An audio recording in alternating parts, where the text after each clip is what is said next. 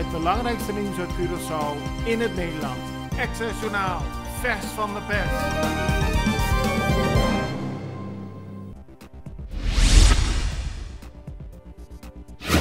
Vorige week luidde het CMC de noodklok over het gebrek aan personeel.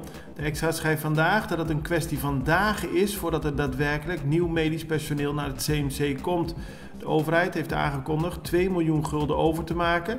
Zodra dat geld op de rekening staat, duurt het nog 3 dagen voordat er nieuwe artsen en verplegers komen naar het CMC. Dat schrijft de Extra vandaag op basis van een gesprek met de secretaris-generaal van het ministerie van Volksgezondheid, Charlotte Melfort. Het gaat om in totaal 49 verplegers en artsen die nodig zijn om Curaçao in deze situatie te helpen. Vanwege de toenemende aantal coronabesmettingen en het aantal patiënten in het CMC heeft Curaçao een nieuwe avondklok ingesteld. Die ging dit weekend in. De Extra meldt vandaag dat veel mensen zich aan de avondklok hebben gehouden. Het was weer stil op straat na middernacht, zo schrijft de krant. En die plaatst foto's die aantonen dat er inderdaad op sommige plekken helemaal niemand te zien was. Na Colectra, nós toma tempo para servir ora com mais de comunibo. Llama no centro de cliente na telefone 0800 035 de jaluna para viernes voor die setor de mente te setor de noite para turno serviço nan of patrão cita.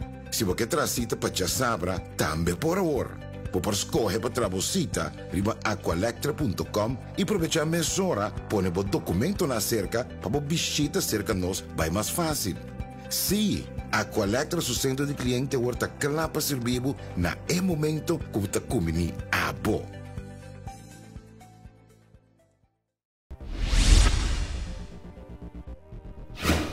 Hoewel de meeste mensen op Curaçao zich hielden aan de nieuwe regels van de avondklok, zijn er toch enkele boetes uitgedeeld bij uitgaansgelegenheden. Op vrijdag en zaterdag zijn er meer dan 50 zaken gecontroleerd.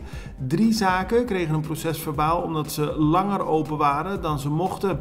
Verder zijn er boetes uitgedeeld voor onder meer het niet gebruiken van mondkapjes door het personeel en het spelen van te harde muziek.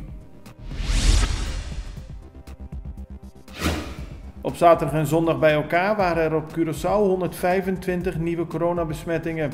Tegelijkertijd waren er 126 mensen hersteld. Dat betekent dat het totaal aantal actieve gevallen momenteel 634 is. Er liggen 37 patiënten in het ziekenhuis, waarvan 14 op de intensive care.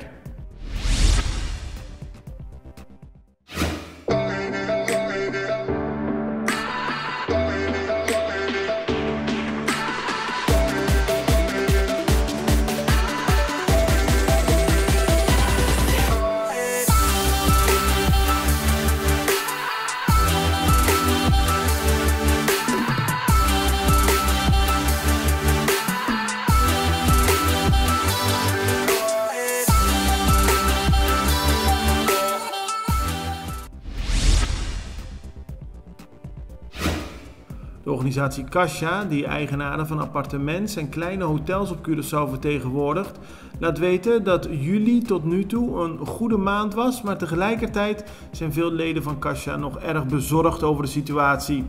Er zijn weliswaar meer toeristen, maar dat betekent niet dat alle leden meteen weer veel omzet draaien.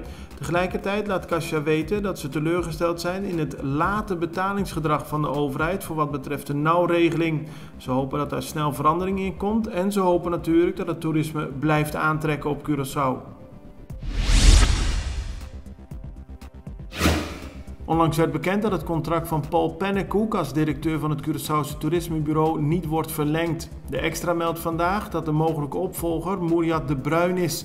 Hij is momenteel namens het CMC werkzaam als Regional Marketing Manager in Europa.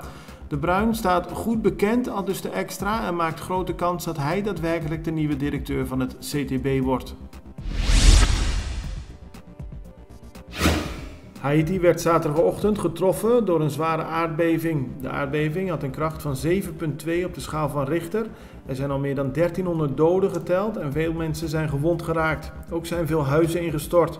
Volgens Benito de Roche is er veel zorg in de Haitiaanse gemeenschap op Curaçao. Mensen proberen sinds zaterdagochtend in contact te komen met hun familieleden. Tegelijkertijd heeft het Rode Kruis op Curaçao een bankrekening geopend. Mensen die willen storten om Haiti te helpen in deze lastige tijden kunnen dat doen op bankrekening MCB 2004. Het belangrijkste nieuws uit Curaçao in het Nederland. Access Journaal, vers van de pers.